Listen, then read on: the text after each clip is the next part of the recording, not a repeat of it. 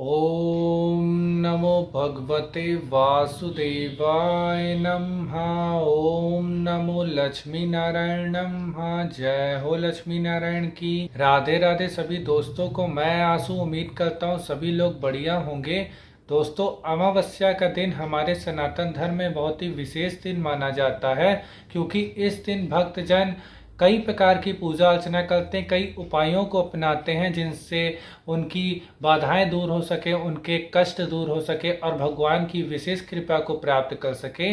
इस बार मैं आप सभी भक्तजनों को इस वीडियो के माध्यम से बताऊंगा कि इस बार अधिक मास की अमावस्या किस दिन पड़ रही है और क्या क्या पूजा अर्चना हम लोग इस दिन कर सकते हैं, क्योंकि इस बार पड़ रही है सोमवती अमावस्या। और सोमवती अमावस्या का हमारे सनातन धर्म में विशेष महत्व है। कहा जाता है अगर भक्तजन भक्ति भाव के साथ इस दिन माता गौरा की और भोलेनाथ की पूजा अर्चना करते हैं तो उनकी सारी मनोकामनाएं पूरी होती है। इसीलिए सोमवती अमावस्या का हमारे सनातन धर्म में बहुत ही खास महत्व है। और यह अमावस्या इस बार अधिक मास के अमावस तिथि के दिन आ रही है, और अधिक मास जो कि 3 साल बाद आता है। तो इस समय पूजा अर्चना और जो भी व्रत तप करेंगे, जो भी पूजा अर्चना करेंगे, जो भी उपायों को अपनाएंगे, इसका अनंत गुना फल मिलेगा। सबसे पहले मैं आप सभी भक्तजनों को बता देता हूँ इस बार अमावस्या तिथि कब से कब तक है, किस समय व्रत रखा जाएगा। तो पंचांग के अनुसार इस बार अमावस्या तिथि जो कि अधिक मास की अमावस्या होगी उसका आरंभ होगा 14 जून को दोपहर को 12:21 से, और इस तिथि का समापन होगा 15 जून को सोमवार वाले दिन सुबह 8:23 तक। तो 15 जून को इस बार स्नान दान की अमावस्या रहेगी, अमावस्या का व्रत रखा जाएगा। और इसी दिन पितृ देवता की भी पूजा अर्चना भक्तजन करते हैं, पितृ तर्पण करते हैं, जिससे पितरों की कृपा बनी रहे और हमारे घर में सदैव सुख समृद्धि बनी रहे। लेकिन इस बार सोमवती अमावस्या पड़ रही है। अगर भगवान गौरी शंकर की पूजा अर्चना भक्तजन करें तो उनकी जो भी मनोकामनाएं हैं, जो भी बाधाएं हैं, वो दूर हो सकती हैं। और अमावस्या के दिन ऐसा भी कहा जाता है गोधुलैया के समय अगर भक्तजन पीपल के पेड़ के नीचे दिया जलाएं और श्रद्धा के अनुसार 21 बार, 51 बार या 108 बार परिक्रमा करें तो भी सौभाग्य की और धन की बढ़ोतरी होती है और नकारात्मक चीज़ें दूर होती हैं और भगवान गौरी शंकर की कृपा बनी रहती। गोधुलैया के समय अगर शाम के समय देसी घी का दीपक जलाकर अगर लक्ष्मी नारायण की पूजा अर्चना करते हैं तो घर में धन संपत्ति आती है। तो सबसे पहले मैं आप सभी भक्तजनों को अमावस्या की पूजा अर्चना की विधि बता दे रहा हूँ। जो सबसे सरल विधि हमारे सनातन धर्म में ये है कि जिस दिन अमावस्या का व्रत हो, इस बार 15 जून के दिन सोमवार वाले दिन यह व्रत रखा जाएगा। इस दिन प्रातःकाल ब्रह्म मुहूर्त में जल्दी उठ जाएं, किसी पवित्र नदी में स्नान करें। अगर पवित्र नदी में स्नान संभव ना हो तो घर के पानी में गंगा जल डालकर स्नान करें।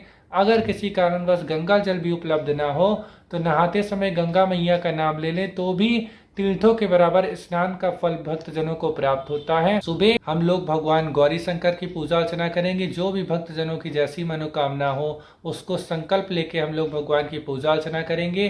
सर्वप्रथम हम लोग स्नान करने के बाद पवित्र वस्त्रों को धारण करेंगे। घर के स्थान जहाँ पे आप लोग को पूजा अर्चना करनी है उसको साफ सुथरा कर लें। फिर भगवान को विराजित करें, भगवान गौरी शंकर को विराजित करें। अगर प्रतिमा उपलब्ध ना हो तो चित्र को विराजित करके पूजा अर्चना कर सकते हैं। गौरी शंकर को विराजित करें, हो सके तो गणपति बप्पा को, कार्तिकेय जी को ऐसा चित्र लें जिसमें पूरा शिव परिवार हो, उस पर पूजा अर्चना करें तो अति उत्तम माना जाता है। तो पूजा अर्चना प्रारंभ करें, हाथ में जल ले लें, पुष्प ले लें, संकल्प करें। 3 बार भगवान विष्णु का नाम लेकर संकल्प करें। ओम विष्णु विष्णु विष्णु कहकर अपना नाम लें, अपने पिता का नाम लें, अपने गोत्र का नाम लें और भगवान गौरी शंकर से विनती करें कि हे माता गौरा, हे भोलेनाथ जी, आज हम लोग अमावस्या का व्रत रख रहे हैं, आपकी पूजा अर्चना कर रहे हैं, कृपा करके हमारी पूजा अर्चना को स्वीकार करें और अपनी कृपा बनाए रखें। फिर भगवान की पूजा अर्चना को प्रारंभ करें। सर्वप्रथम भगवान का गंगा जल से या शुद्ध जल से स्नान कराएं, जलाभिषेक करें। उसके बाद रोली चंदन अर्पित करें, माता रानी के ऊपर सिंदूर अर्पित करें। अगर पुरुष हैं तो माता रानी के चरणों में सिंदूर अर्पित करें। उसके बाद हम लोग पुष्प अर्पित करेंगे, भगवान भोलेनाथ के ऊपर बेलपत्र हो गए, अपराजिता हो गए, समी के पत्र हो गए, इन सबको अर्पित करेंगे। फिर हम लोग सुगंधित वातावरण के लिए धूप बत्ती अगरबत्ती जलाकर भगवान को दिखाएंगे। फिर हम लोग अग्नि को प्रज्वलित करेंगे। घी के दीपक को हम लोग जला सकते हैं, तिल के तेल के दीपक को जला सकते हैं। इसको जला के हम लोग पूजा अर्चना करेंगे, क्योंकि इस दिन सोमवती अमावस्या है। तो इस दिन सरसों के तेल का उपयोग नहीं किया जाता, ना ही खाना बनाने में किया जाता है, क्योंकि ऐसा हमारे सनातन धर्म में वर्जित है कि सोमवती अमावस्या के दिन सरसों के तेल में खाना बनाना। पूजा अर्चना करेंगे, आरती करेंगे, भगवान को भोग लगाएंगे। अगर भक्तजन व्रत हैं तो फलाहार हो गया, मौसमी फल हो गए, मिठाइयाँ हो गया, इनका भोग लगाएंगे। अगर व्रत नहीं है तो शुद्ध शाकाहारी भोजन का भोग लगा सकते हैं भक्तजन। फिर उसके बाद हम लोग गौरी शंकर की आरती करेंगे। सोमवती अमावस्या की व्रत कथा को, अमावस्या की व्रत कथा को पढ़े। कथा को पढ़ने वाले को भी, सुनने वालों को भी अनंत गुना फल की प्राप्ति होती है।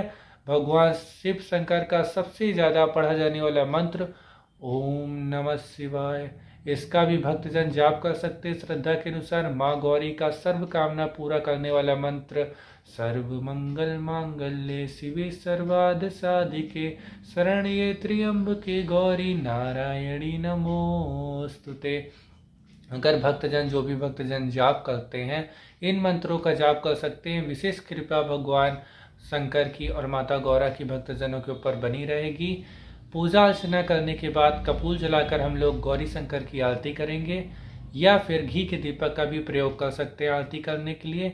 आरती करने के बाद प्रसाद को ग्रहण करें, अपनी दिनचर्या को प्रारंभ करें और भगवान से विधि पूर्वक हाथ जोड़कर गिनती करें कि हमसे पूजा अर्चना में कोई गलती हो गई हो तो क्षमा कर दीजिएगा और अपनी कृपा सदैव हम पर और हमारे परिवार वालों पर बनाए रखिएगा।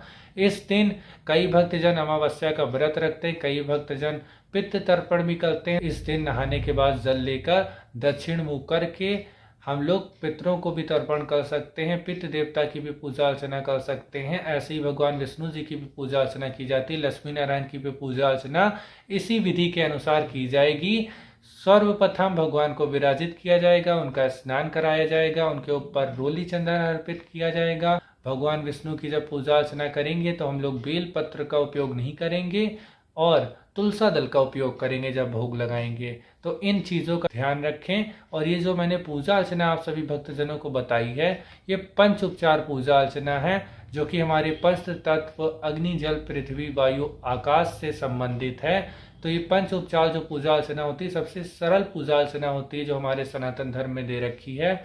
इसको अपना सकते हैं। शाम को गोधुलैया का जब समय हो, उस समय पूजा अर्चना अगर हम लोग लक्ष्मी नारायण की करते हैं तो घर में सदैव खुशहाली बनी रहती है, सुख समृद्धि का वास होता है, अखंड लक्ष्मी की प्राप्ति होती है और किसी भी प्रकार की नकारात्मकता है तो वो घर से दूर होती है। अब मैं आप सभी भक्तजनों को बताता हूँ कि जिस दिन अमावस्या का व्रत रखा जाएगा उस दिन शुभ मुहूर्त कब कब पड़ रहे हैं, तो उसको भी ध्यान पूर्वक देख लीजिए। मैं पंचांग से देख के आप सभी भक्तजनों को शुभ मुहूर्त के बारे में बता रहा हूँ। इस दिन सूर्योदय होगा 5:10 पर, सूर्यास्त होगा शाम के 6:55 पर। गोधूली बेला का जो शुभ समय है, जिस समय हम लोग आपको पूजा अर्चना लक्ष्मी नारायण की बता रहे हैं करने के लिए, वो शाम के 6:54 से प्रारंभ होगा और शाम के 7:14 तक का रहेगा। इस समय आप लोग पूजा अर्चना को अवश्य शुरू कर दें। ब्रह्म मुहूर्त का समय इस दिन सुबह 3:48 से प्रारंभ होगा और सुबह के 4:30 तक रहेगा। प्रातः काल संध्या का शुभ मुहूर्त जो है वो सुबह 4:09 से आरंभ होगा और सुबह के 5:10 तक रहेगा। अभिजीत मुहूर्त का जो शुभ समय है वो दोपहर के 11:35 से आरंभ होगा और दोपहर के 12:30 तक रहेगा। विजय मुहूर्त का जो शुभ समय है वो दोपहर के 2:20 से आरंभ होगा और दोपहर के 3:15 तक रहेगा। गोधूली मुहूर्त इस दिन जो आप सभी भक्तजनों को बता दिया है, शाम के 6:54 से आरंभ होगा, शाम के 7:14 तक रहेगा। शयन संध्या का जो शुभ समय है वो शाम के 6:55 पर आरंभ होगा और शाम को 7:57 तक रहेगा। अमृत कलम का जो शुभ समय है वो इस दिन सुबह 11:28 पर प्रारंभ होगा और दोपहर के 12:52 तक रहेगा। निशिता मुहूर्त जो कि रात्रि में साधना के लिए सबसे शुभ मुहूर्त होता है, जप तप करने के लिए सबसे शुभ मुहूर्त होता है, वो इस दिन रात्रि में 11:42 से प्रारंभ होगा और 16 तारीख तक रात्रि के 12:23 तक रहेगा। इस दिन सर्वार्थ सिद्धि योगा और अमृत सिद्धि योगा लग रहा है, जो कि सुबह के 5:10 से प्रारंभ होगा और 7:08 तक शाम तक के रहेगा। ये सभी शुभ मुहूर्त है दोस्तों, जो जिस दिन अमावस्या का दिन पड़ रहा है उस समय पड़ रहे हैं। अब मैं आप सभी भक्तजनों को राहु काल का समय बता दे रहा हूँ, क्योंकि इस समय कोई भी मांगलिक कार्य, कोई भी पूजा अर्चना और किसी भी यात्रा की शुरुआत नहीं की जाती। तो राहु काल का समय है, इस दिन सुबह 6:53 से आरंभ होगा और सुबह के 8:36 पर समाप्त हो जाएगा। तो ये सबसे सही चीज़ है कि सोमवती अमावस्या के दिन, जिस दिन भक्तजन कई प्रकार के उपाय करते हैं, राहु काल सुबह 8:36 पर समाप्त हो जाएगा। तो इसके बाद सभी भक्तजन अपने उपायों को कर सकते हैं। सोमवती अमावस्या के दिन कई उपाय किए जाते हैं, जैसे कि मैंने आप सभी भक्तजनों को बताया। विधि पूर्वक अगर हम लोग माता गौरा की और भगवान भोलेनाथ की पूजा अर्चना करते हैं तो हम पर जैसी भी मनोकामनाएं हो भक्तजन की, वो सारी मनोकामनाएं पूरी होती हैं और गौरी शंकर की कृपा सदैव भक्तजनों के ऊपर बनी रहती है।